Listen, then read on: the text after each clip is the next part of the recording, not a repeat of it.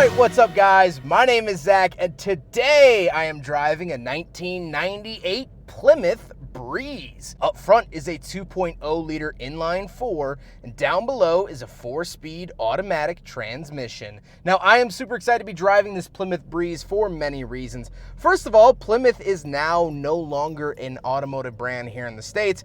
I say now, it happened in the early 2000s, over 20 years ago, but it's always fun to drive a Plymouth because they're not around anymore. And the second reason is the fact that this is a Plymouth Breeze, one of the final Plymouths ever built, as well as just an interesting car that I remember from my childhood but don't see much of anymore. So I'm excited to showcase this one for you today. But if you would like your vehicle showcased here on the Shooting Cars YouTube channel, you can head on over to zackbradle.com/submit. It's a quick and easy submission form, takes under a minute to fill out. I come to you and you would get a video just like you're seeing now of this Plymouth Breeze. But let's get back to that 2-liter under the hood. Well, that's the base engine.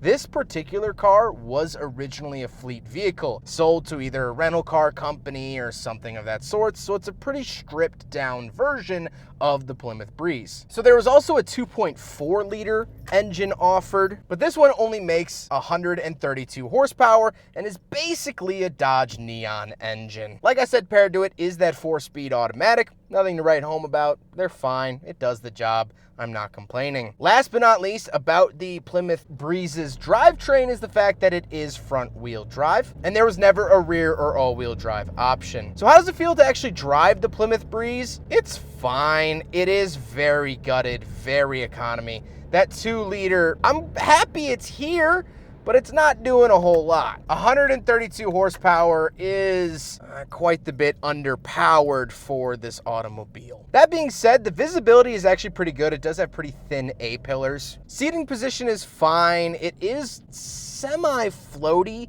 It's not like Cadillac floaty, but it is sort of loose in the corners.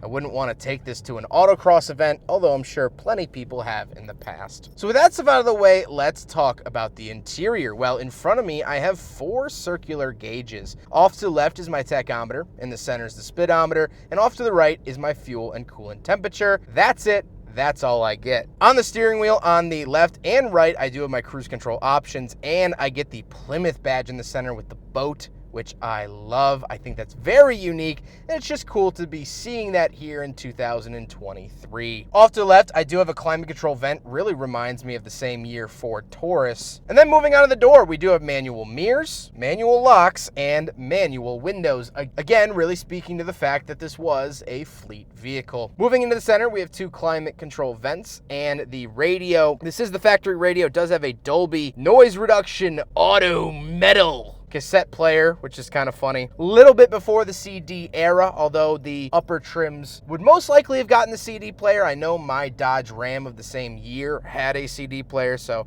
I assume that would have been an option. And then we have the climate controls. This does have AC, even though it is a pretty low model. Fan speed off to the left, where to send it, and temperature in the center, and then just venting or recirculating off to the right. Don't know why it needed a huge dial for just 2 options, but hey, here we are. Then I do have a cigarette lighter. That cigarette lighter is bringing back so many memories of my 98 Ram. A big cubby and the cup holders. So we will do a big friggin' bottle test here in the Plymouth Breeze, and unfortunately it fails. You could just tell visually. Not gonna fit a whole lot of crazy stuff in there, although the big friggin' bottle is a little bit obtuse. That's why it's named the big friggin' bottle. So unfortunately the Plymouth, like all other Plymouths, fail the big friggin' bottle test. Then we move up to the shifter. This is a very plasticky, very Chrysler shifter from the era. I've seen this in multiple different vehicles. It's pretty run-of-the-mill. Off to the right is the parking brake, and we do get a little center console with nothing really to note in there. The seats are comfortable. They are cloth, and they are this sort of fun 90s cloth where they're gray, but they have speckles of blue and pink and green in them. I personally absolutely love this fabric because, again, I had a 98 Ram with almost this identical seat fabric. So it really, really reminds me of growing up, reminds me of my childhood, and it's just very nostalgic to look at. However, speaking of seats, we do have back seats with a little additional seat. So let's go do a backseat review. All right, so we're in the back of the 1998 Plymouth Breeze, and a couple of things to note. First of all, I had to crack the window. It's getting pretty toasty in here, but the seats fabric carries on from the front to back here. I love this 90s fabric. It really reminds me of like Brunswick Zone or other products like that. However, I mentioned there was a little bit of extra seating. So in the center here, instead of a center console, you actually get a fold out child seat, basically a booster seat. This was an option here on the Plymouth Breeze. I think it's really, really cool. We don't see much of this anymore. The Volvo station wagons, you could pop up a seat so the kid sits up higher. But this actually has child-specific restraints in the center. Really, really cool to see. Overall, besides that, not much to note back here. I do have a single pop-out cup holder, crank windows, of course, latches, and child locks, of course, because of that child seat. But speaking of space, let's go hop out. We'll take a quick look at the trunk and cargo space, and then we'll talk about the looks. All right, around the back of the Plymouth Breeze, and we have tons of trunk space. I miss this about American sedans. Well, I miss American sedans because they're not really making any right now, but tons of space back here. And we do have some cassettes down here if you want to take a quick look at that. I love that about Dylan. He likes to keep things period correct. There's also service records for the 98 Breeze. Love that. And you can unscrew that and find your spare tire.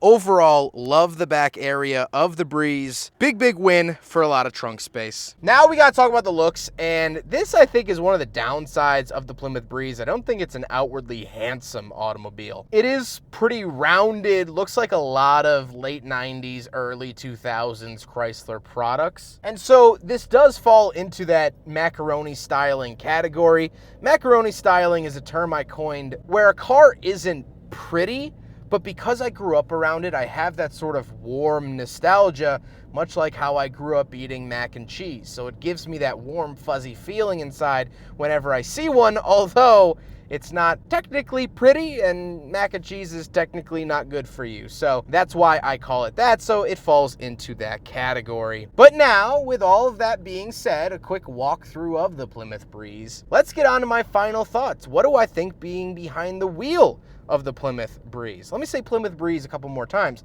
Plymouth Breeze, Plymouth Breeze, Plymouth Breeze, Plymouth Breeze,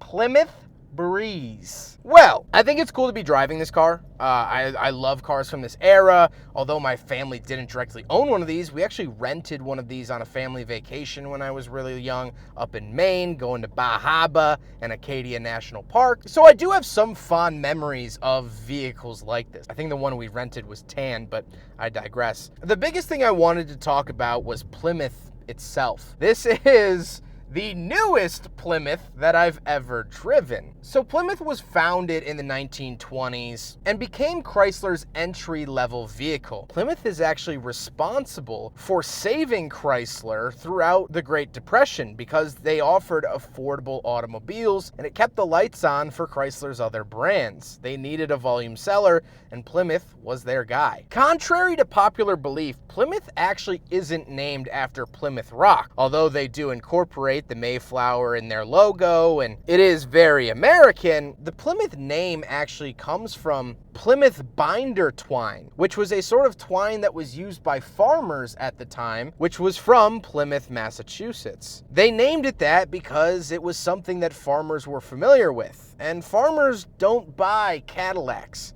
Farmers don't buy Lincolns. They buy volume sellers. They buy cheap transportation. And so it was their way of sort of bridging that gap. However, the very fundamental reason why Plymouth was a part of Chrysler, to offer a volume seller, is also the exact reason why Plymouth ended up going under. By the 1990s, Plymouth didn't have a strong identity of its own. They were just rebadged Dodge products, or Dodge products were rebadged Plymouth products. There's a whole lot of brand sharing going on, but Dodge still had some specialness to it. They had the Dodge Viper, which stood out from the crowd, and of course plenty of other vehicles, but Plymouth didn't. Now, towards the end of the 90s, they did have the Plymouth Prowler, and I've driven the Chrysler version of that, a 2002, after Plymouth went under, and that was supposed to be the flagship vehicle of Plymouth. Chrysler's plan for Plymouth was to go back to retro styling. The PT Cruiser was supposed to be a Plymouth, and so they were going to offer affordable yet retro automobiles to sort of capture that nostalgic feel in the modern era. But by the time the Prowler came out, the damage had already been done. Plymouth was already losing money, and the Prowler didn't recover any of that. My personal belief is that the Prowler was just a little too strange, a little too out there to really capture everyday people. It's cool to look at and it's cool to see at Cars and Coffee, but that's about it. So, in the year 2000, Plymouth shut its doors, and the remaining Plymouth products switched over to Chryslers. That's why I drove a Chrysler Prowler and not a Plymouth Prowler. The Voyager got tossed over to Chrysler. This Plymouth Breeze ended up as the Stratus, but that was quickly phased out anyway, and this car didn't see a successor. The Plymouth Breeze is one of the final cars that Plymouth put their name on and sold to the public, being offered from 1996 until the year 2000. And that's sad to me because I think the Plymouth brand was a fun brand. It was an interesting brand back in the day, but they had fallen into normality. And this is their legacy. This is what they left behind. And while I'm not held up at night thinking about what could have been with Plymouth, any car company going under is a little sad. And so let's reflect on the Plymouths that I've driven so far and smile, not because it's gone, but because it happened at all. I hope you guys enjoyed the video. Huge thank you to Dylan for letting me take out his Plymouth Breeze. I know this vehicle means a lot to him. It was his late grandmother's vehicle, so he grew up in the back seat, has a lot of sentimental value, and I'm very, very thankful that he shared that with me today. But I hope you guys enjoyed the video. Don't forget to rate the video, comment on the video, and subscribe if you really liked it. Take care, guys.